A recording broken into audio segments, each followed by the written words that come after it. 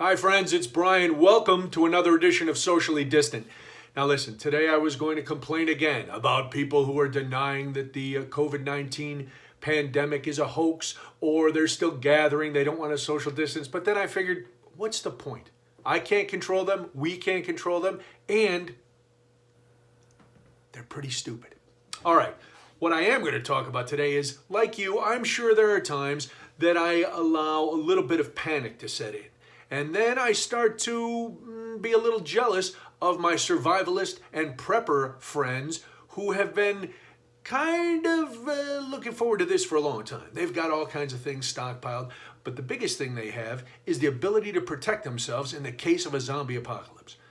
I know that seems far-fetched, but I've been reading a lot of articles about how besides frozen food, toilet paper, and hand sanitizer, the sales of guns and ammunition is way up in this country.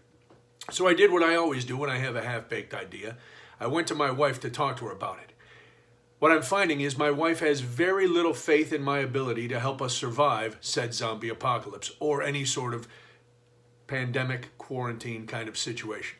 Because I said to her, listen, maybe we need to get ourselves a shotgun to protect ourselves for when the fabric of society begins to fray and all the looters come to our house. Because you know the dogs aren't going to do us any good.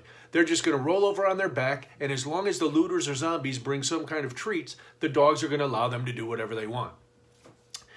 In pure wifely fashion, she looked at me and said, there's no way we're getting a shotgun because you have no idea what end it would point out and you'd blow your head off, and I'd actually end up shooting you instead.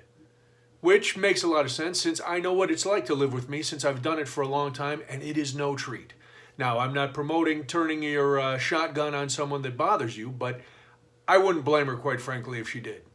So I tried to reach a compromise. I said, all right, listen, here's what we'll do. I'm going to run out to the sporting goods store, this was back when they were still open, and get myself a machete.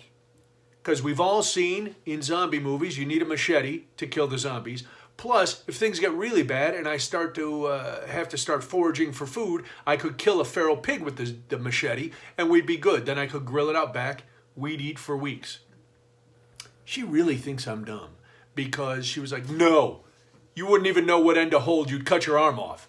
I'm like, wow, when did I give you such an indication that I have absolutely no preparedness skills? I was a Boy Scout for a couple years. I went on a polar plunge. I've done all sorts of things that show that I've survived this long. Plus, I've survived this long. So I said, all right, well, if we can't have weaponry to protect ourselves, maybe we could do what other people are doing in the event of a complete toilet paper outage and get a bidet, because those are selling out too. No. She claimed we're not French. She'd still have to wipe. No bidet. So right now, I don't know what we're going to do to survive this apocalypse, but I am going to go out to the garage with my baseball bat and see if I have any razor wire to wrap around the end, because things could get a little dicey. All right, I will continue to join you here just because, it keeps me from going crazy and it's a way for us to connect. So until I talk to you again, I will leave you with this every day. Stay strong, be nice to each other, wash your hands, stay home. I'll talk to you soon. Peace.